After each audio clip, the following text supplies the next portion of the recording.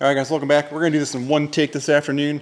We have a Beta 200 motor that I'm just going to assemble on film. Now, this is not to replace the manual or the workshop manual, but just so you guys at home, like a visual representation of what a 200 looks like torn apart.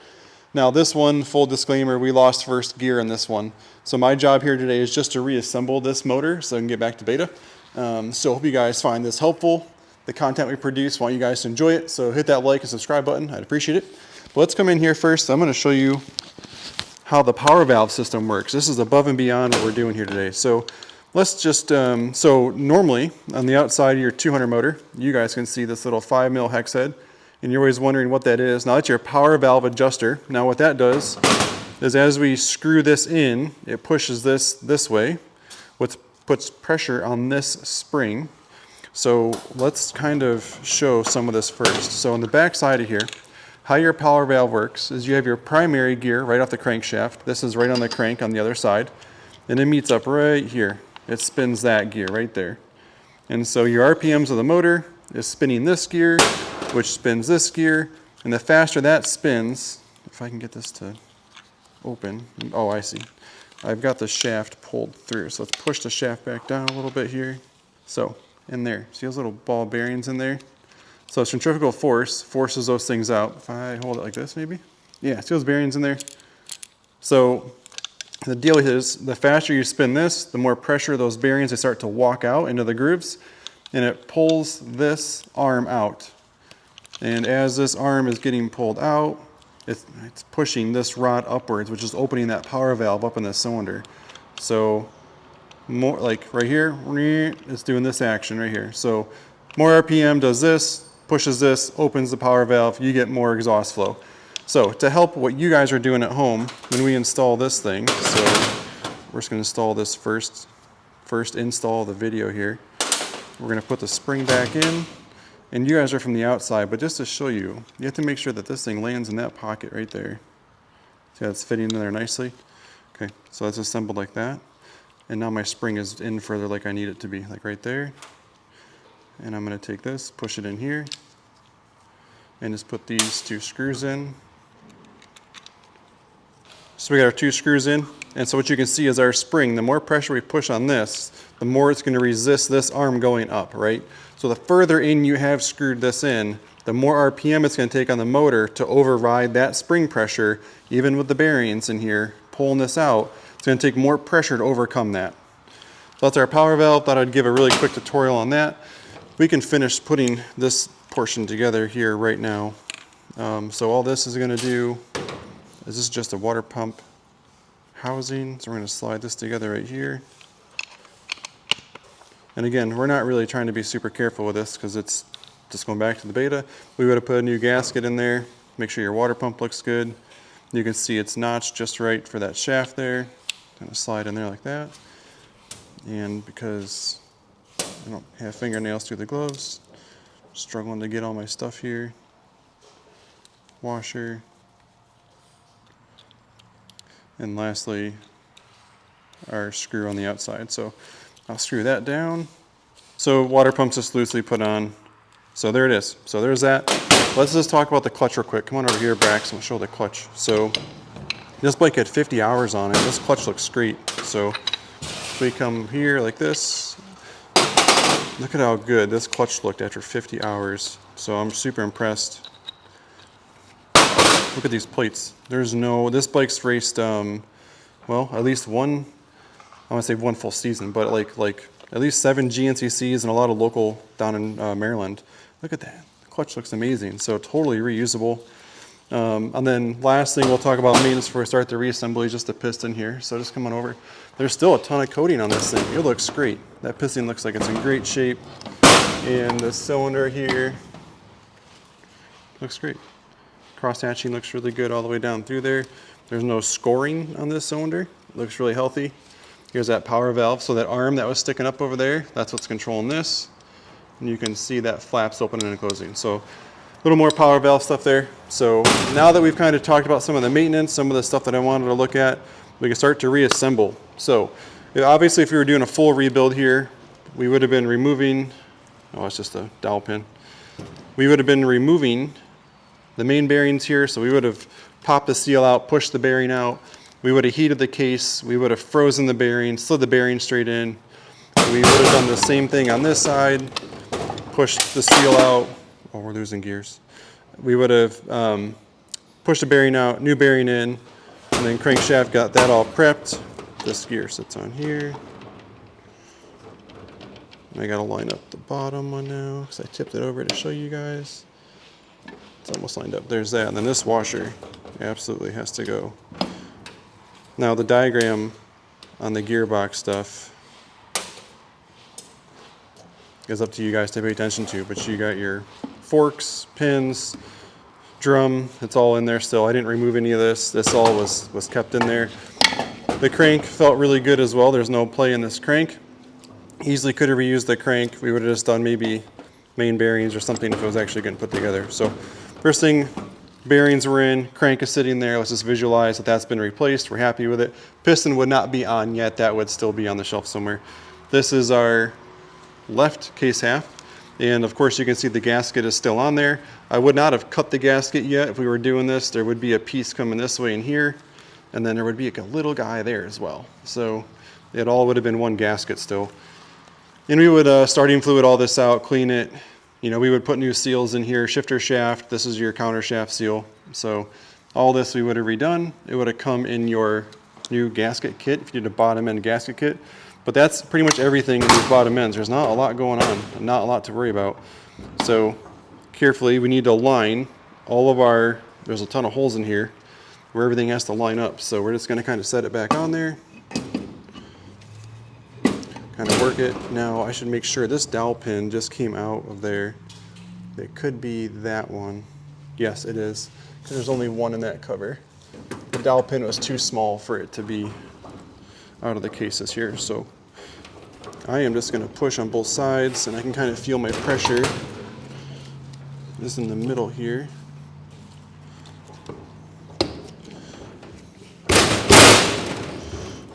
And I'm going to grab a little rubber mallet real quick to help us.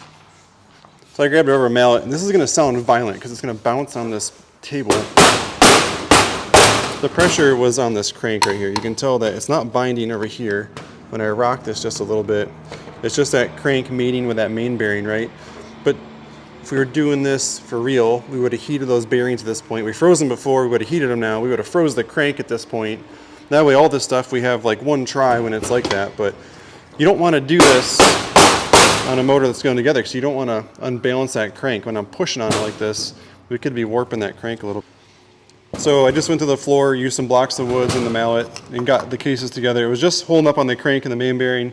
You could feel it rocking. That was the only spot. This went together really well. So obviously, if we were doing this for actual customer or to be rebuilt to run, we would have heated the bearings, froze the crank, and that would have all slid right together. So I like being able to rebuild the motors like that, just to pop them together and everything is good. So customer brought me this motor in a box. So these are all of the bolts that were taped together, which makes me feel like they are the ones that go here. Now there were two shorter ones, and then the rest of these are all the same length, so these can all just kind of start to go around the crank housing. And as soon as I see a spot that looks like the bolt's too tall, we will of course put a different bolt in. Maybe it's these top, yeah, right there. So see how long that bolt is right there? If I pull that one out, put the shorter one in there, that's super happy. Now this back one would normally have like a little catch here for the carburetor. Ooh, that one looks like it could be too tall there too. You know what? I bet he kept that one. Sorry, our gimbal went nuts there. I think he probably kept this bolt at home because it has that catch for the carb on it. So I think that one's gonna go there. This one's gonna go down here. And now we can just go ahead and just tighten these down. This is a really light torque. You can see here how early that's running out of torque. Too much, but anyway, halves together, exactly what we want. And while we're here, I thought I saw this counter shaft spacer earlier. I'll just slide that in now. That can go in its place. We can go to the top. We can do the piston first if we want. We can go ahead and do this. So this is our base gasket that came out of it. Of course, at home you would mic this because the base gasket kit, when you buy a top end kit from Beta, it comes with the gasket kit, that is, it comes with like 4 different thicknesses. So you would just need to pick the correct thickness for what you need. And so we're just going to slap the base gasket on there. We would have been oiling inside of here. We would have dumped oil down in here. We'd be oiling this piston like crazy. On these 200 pistons, you can see our rings are going to sit here in that groove. And then over here, I just did Braxton's 200. I put a new piston in his bike for the last Iowa race, his 200. And so you got to pinch both of these just like that. You got to get them kind of lined up perfectly. Now, if we were doing a new top end, I would have taken those rings off. I would have shoved them down in the head about 1 inch, and I would have been checking ring end gap. I would have been making sure that the rings weren't too close, because as they heat up, they can expand. So ring end gap is super important. But at this point, we're not worried about that. I'm not going to oil this. You know, normally we'd be putting a ton of oil in here and protecting all this. We're not starting this motor, and Beta doesn't need a mess when they get it. So you can see I'm pinching these rings together. I'm going to do the top ring. I'm going to concentrate on the top ring first. You can see our case, or our cylinder just slid past it, and then there's our second ring. So, and I guess we're not really showing installing a piston either, right? We would have to do needle bearing on top, and then the wrist pin, and the circlips. That all would have had to have been installed. And then we're going to slide the cylinder down, and all of these would have to be torqued. And when you get to the top of this, there's what's called a decking tool. I'll put a picture in here because I did the decking tool when I did Braxton's motor. Once these are torqued, to make sure we have the right base gasket thickness, it's a decking tool. You lay it across the top, obviously without these O-rings in there. And it would give you a measurement and make sure that the piston at top dead center is just barely, you can see top dead center is right there. You can see like there's lower, there's top dead center right there. That decking tool would make sure I had the right base gasket in there. So there are 4 of these. They are a 12 millimeter. All of the torque specs are in the Beta service book. And you have to torque these before you check that decking with that decking tool, because you want to make sure that the gasket's been squished properly. So I'm not going to torque this. We're just going to do this, get it tight, get it tight, get it tight, tight. So that's together, and we can go ahead and do the head while we're here. So this is the head. Now, obviously it's missing the inner O-ring there. You can tell it's completely gone. It's not in its groove. I don't know where it is. It wasn't in the box. Not important. This is a 2-piece head from Beta. You can see the inner is moving, but the spark plug is still really tight. I can't get it out by hand here. It was never loosened. And there is an O-ring between the inner and outer head that you'd want to replace. So spark plug would be out. The inner head, you'd drop it down and put the new bolt in there. So what we're going to do now, what I like to do when I get these back together, I set my new O-rings in there. I like to assemble it like this with the spark plug, and I like to set it right here. And that way I can line all these bolts up. I'll start to screw the bolts down before I let the head touch the cylinder. Because if I didn't have the bolts in there and I pushed down on it and I wasn't where it needed to be, I would be walking it around like this, and I could potentially slide those O-rings out of place. So what I like to do, let's pretend new O-rings are in there. I'm holding it up for the first time. I'm holding it by the spark plug. I'm going to screw. You can kind of see I'm screwing one on the back side, one on the front side here. And these bolts, as they get taller or toward the end, see how they're like tapered way up? It really centers that head. So I tried to get 2 of them as far down as I can right before it touches. So one there. I'm going to go to the other side. And that way I know that this head is exactly where I want it to be. That way I know my O-rings aren't getting walked around. Then I just push it down final time, and we would tighten all of these in a crisscross pattern. There's 2 torque settings. You do it to one torque and then you do it to the other. We're going to tighten these and we'll be right back. Real quick on the head, make sure when you guys put the motor back in, this is a bleeder screw, because the motor does sit down at a slant, almost in the chassis, just like this. And the back side of the head is higher than where the coolant comes in and out. So every time I rebuild Braxton's 125s and 200s, you have to make sure you crack this bleeder screw. You'll see air bubbles until it is solid coolant. You have to make sure you crack that and then tighten it right back down. There is a brass, I don't know, washer underneath of there. So now we can worry about this side of the motor. And obviously there's no kickstart on this one, so we're not worried about that pocket. first thing we'll do is put this primary gear in here. And just so you know at home, so first there is a keyway. It's still in this crank. It was never taken out. And it's hard for Braxton with a gimbal to rotate that. But you can see the keyway slot in the gear. And I'm just going to slide the primary gear down like that. Now, big note is you would Loctite this. You can see the old Loctite in there. This is a left-hand thread. So right now it looks like I'm taking it off, but I'm actually screwing it on. So there's that. And what you would normally do to tighten this, I'm going to just go backwards. This thing won't even torque it down because it's on such a low setting. So it's tight now, but what you would do, stay right there, Braxton. I would take, sorry, our gimbal's having a bad day today, and that's okay. So what you would do is you would take the clutch basket, you would set it down on here, and this tool has these teeth, and you would set these in here, and it's grabbing the back side of the clutch basket, and it's also grabbing that primary gear. And now it would let you really torque that down. You can get your tool in there and torque that, and this would hold it still without spinning. So that's what this tool is nice for. With our primary gear in, I think we'll switch to shifter shaft stuff. So what we have here, this is our shifter shaft, goes all the way through the engine. Your actual shifter, you know, you can see the spline goes on there. And this is going to go straight in. Now, we do have a washer, and it has to keep that spring in place back there. And this spring has to stay on either side, gosh, it's so dark, of that dowel there. You can see this little spring here. It's got to stay on either side of it. So we're going to bring it down in, and I'm going to pull back on the teeth, get it down into the groove there. And that spring also went on either side of this case right here. You can see these, it's so hard to explain, but there's that shaft right there. I'm going to pop it back out so we can show it better. See how that spring, you can zoom in, Brax, with that, right there. See that spring? It's on this side, but also this side. We're going to center it and push it straight back in. So that's critical. That's got to stay just like that. That keeps that rocker arm where it needs to be. That way, whenever you pull up on the shifter or let down on the shifter, that's what snaps it back into place. And then in this little spot here, I need my 8mm. This assembly rides down in here, and this is a pain to put in.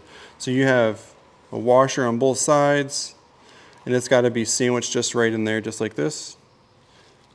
And we have our spring, and this is really hard to put in. Usually you put these in before that, so I don't know if I should put it in or just let the guys at Beta do it officially, because they're going to take this thing right back apart. So we're going to try this. This is supposed to go in before the shifter drum. So if I use this screwdriver, just watch your camera, Brex. Just trying to get close because I told him to get close, but then I'm also in his way with a screwdriver. So I'm trying to press that spring in at the same time. I don't think it's going to work. Let's just try this. Started the bolt. Let's see if I can push this way. Get that spring to sit down in its seat down there. It's going. Okay. Let's see if I can't tighten this down. We would have done this a little bit differently. If we were actually rebuilding this, we would have taken all this out and made sure that that was in place. So, but for today, that's back together.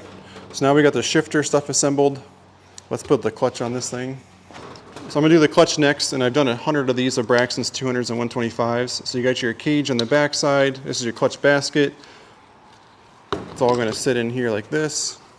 Sit down in there. Now that other gear ring would have been if it was kickstart model, it would have caught on there. So that's just gonna sit just like that. It's locked into the back side, which is nice. And this is where you have to start really paying attention on these 125 clutches. You have to rebuild them completely different than a normal clutch. So I'm gonna start, you have to start by stacking them on the, I'm gonna call it the inner basket here. So you got, there's 7 of one, 6 of the other.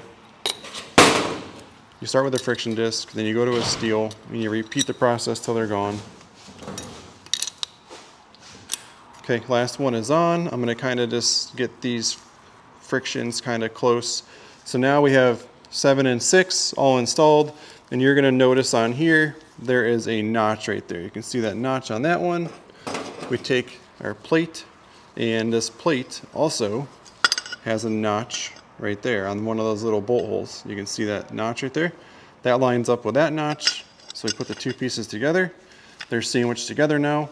I'm gonna set my 5 clutch springs in on this side, and I'm holding it from the bottom. I'm not letting it fall out. So all 5 of these. And what we're gonna do is we're gonna take our plate next, set the plate on here. And then I'm gonna zoom onto the table real quick, Braxton. These are the 5 shorter bolts that would normally go in here, but right now they're too short to go in. They don't reach, and I don't wanna put pressure on these plates yet. So you take the cover bolts. You can see the cover bolt, the clutch cover bolt is longer there. We're gonna take those 2, and I'm gonna install them on here. There's 1 and just 2 of them. So we're gonna space them out on different parts of here. Now that I got it started. So I barely started them. Like, well, there's some threads there, but it's not putting pressure, because I want these to spin freely. So now this is the tricky part. We have to line up the center shaft on the transmission shaft, but then we have to make sure we line up these friction plates with the clutch basket. So it goes in, that thick washer goes in. You kind of start by setting it on there, and you can see the first thing that's going to hit are the frictions. They're starting to go. And at a certain point now, it's not going to fall any further because our center shaft inside of there needs to line up with the splines. So what you do is, obviously it's not perfectly lined up. I'm just putting some pressure. I pull back up just a little bit, turn that center shaft just a little, and to see if I got it to work. I didn't, so now I'm going to pull it up again. And what I'm trying to do, I'll do a better representation. I'm spinning that shaft just a little bit, like that much. Okay, right there. So I spun it just enough and it lined up. So I know my shaft is good. I just have to continually to line up the friction plates. Friction plates are lined up. So what I'm gonna do is we're gonna run those 2 in enough now so that way we can grab the springs with the shorter bolts. What I mean by that, I'm gonna go in a little bit more. Those are our cover bolts. And I'm gonna take these, now that it's pulled in more. I've got 1 started, 2 started, 3. Now I'm going to take these 2 out, this one and this one. Those are going to go back for the clutch cover. 1 and 2.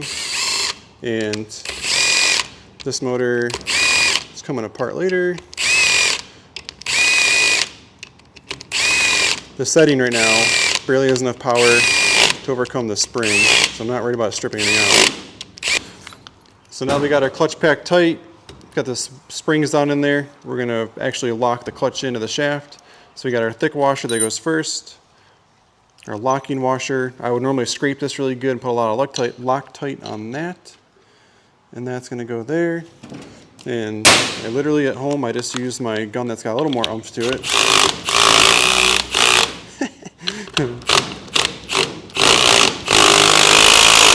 Okay, so normally it would lock it down more. You'd see a Loctite, you'd clean the Loctite out, clutch is in, so that's super exciting. So now we're gonna take, this is our throwout bearing, and because this slave cylinder is in the clutch cover, it's gonna push that way instead of the other way. So that's all done, the clutch is done. And so what we're gonna do now is, this is our water pump, or inner clutch cover with a water pump in it, and this little gasket has to sit down in here like this. It had come off, it was just separately in the box. So normally we would do a new gasket in between the water pump stuff there. Now this gear, like I was talking earlier, this rides on that primary gear. And so that's what we're gonna have to line up. So we're gonna, I think if I turn the water pump, yep. So if I turn the water pump on my side, it'll turn that on the back side. So our dowel pins are, one is in here, one's here. We would put a new gasket in because you can see this one is ripped right there. But the bottom end gasket kit would come with all that. We would take some grease, check our O-rings, and make sure that that's cleaned out. That's our coolant passage there. So I'm just gonna set this down nicely. onto here. And I'm sure that our gear, there we go. So I just turned it just a little bit, everything fell into place. And now that I'm doing this, I think that's what these, I was like, what kind of wondering what this last batch of bolts is for. It looks like these are all mostly the same exact length. So we'll do one here. That is pretty short for that spot. That's too long for that spot. Okay, there are different lengths. So shorter, longer. That one is going to want a shorter one there. That needs shorter as well. Yep, longer goes here. And then there should be, oh yeah, stay right there. This is our water pump housing. And again, we would clean all that with Scotch-Brite, get all that grime cleaned off of there, new O-ring on that. And we would settle all that in. So we're just going to tighten these bolts down next. So that should be all of them. I'm not trying to crank them, I just don't want to fall out. So then clutch cover would go on here last, right? We would clean all this up really good. Clutch cover. Now we usually leave the clutch cover on the bike because that's where your slave cylinder is and nobody wants to re-bleed that. So usually clutch cover stays on the bike. Next we'll come up here to the power valve. So these are pretty fun and easy to do. So you have your power valve gasket and you got to line up your, you have to put the gasket on before you put your arm on, by the way. So gasket's going to slide in here. If you pull out on the arm, it loosens the rubber a little bit so you can slide this down in there easier. So got our gasket on nicely and our power valve is going to come down and I'm going to tip the motor so you can see it better. If you come in from this angle, it snaps on. Just heard it snap. And there should have been a key. Yep, you put it right in the clutch, or in the cover. This keyway right here. And this is going to catch on the back side. There's a hole in the power valve arm. You can see it sticking out the top there. Wrap it around. And then normally at this point I put a lot of like RTV or sealant or silicone. You can see OEM did the same thing. See that sealant in there? I usually goop a ton of it on the outside and in this channel. So whenever I push this on, because this can get kind of oily and messy in here. Side note is your cylinder marking is right there. That's an A cylinder, by the way. So if you're wondering, on the small bore 2-strokes, it's under this power valve cover. Pop your pipe off and check that. So, okay, that would squish in with a bunch of goop. And then I'm just going to put these 3 bolts in. Now, one of these is a tamper-proof. If we were building this motor for ourselves or a friend, we would replace a tamper-proof with a standard bolt. But we're just going to put these in real quick. So we're going to slide this way. And this is just our rad valve, and at this point we would check all of our rad pedals. This one's got 50 hours on it, and you can see, maybe you can't because of the lighting, but the pedals all look really good. We've got no issues with these pedals. And I'd be looking this way for daylight. There's a little bit of daylight in that corner down there, a little bit. So maybe about time for some new ones, especially if you're racing. If you're just trail riding, don't worry about it, just go have a good time. But for racing, we want the bike to start on the starting line. So we would have cut that gasket, the original case gasket, the new one that we put in, we would have had to cut that gasket flush because it would have stuck out further. So those bolts are going to make it back just fine. And that brings us to this side of the motor. So what we're going to do is we're going to install the pickup. So you can see the gasket's cut out for the case up here. It's going to squish down in nicely. And then this little guy is going to sit just like that. And it's got, I don't know, a little protector on it here, this little cover. And just wanted to make sure it doesn't go. I didn't take this one apart, so I think it's going to go just like that. And I'll lock these in.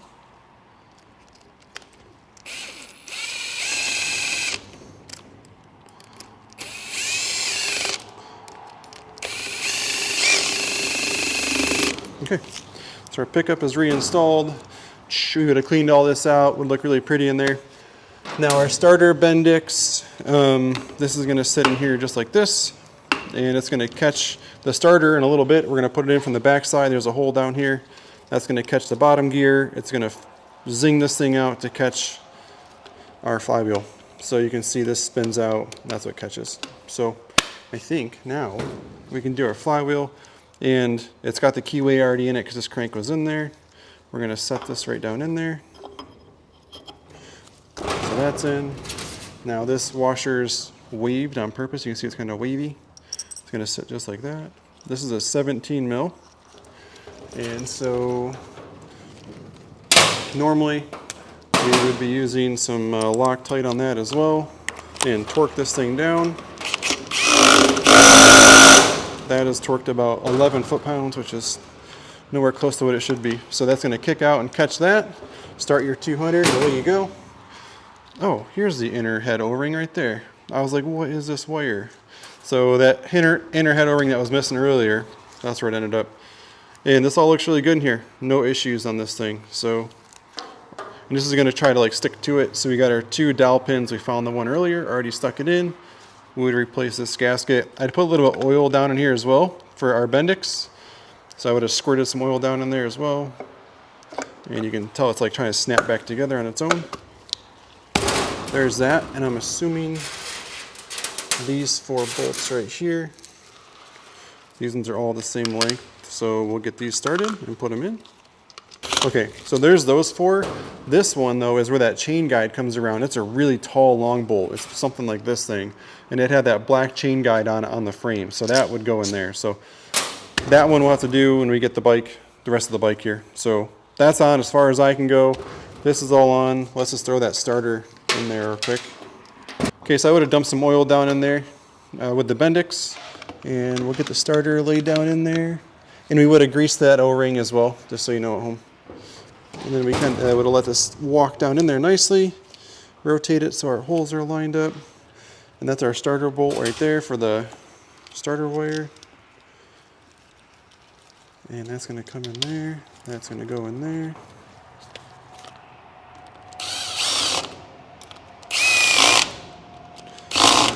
Okay. Go ahead and pause real quick, Rex. Okay, so that was a super quick representation of how a 200 motor or a 125 goes back together. We did it with hardly any tools, an 8mm, a 10mm, a 27, a 17, and a 12 open end wrench. So obviously if we were taking our time, it would take me like 2 more hours because I would have been heating and freezing things. Piston ring end gap, I would have had to put the piston on the crank as well. And then I don't have the clutch cover because it's still on the bike. But other than that, that is just like a visual for you guys. So make sure you pull up the manual. The beta manual is on their website, so you can follow along or just use this video as a reference. But if you guys are buying your beta parts online, if you go to betausa.com and choose 3C's Recreation as your dealer, we get a small kickback at the end of the month or a little commission, sales commission for sending you there. So please choose 3C's on your drop-down menu. Enjoy the ride. We'll see you on the trail.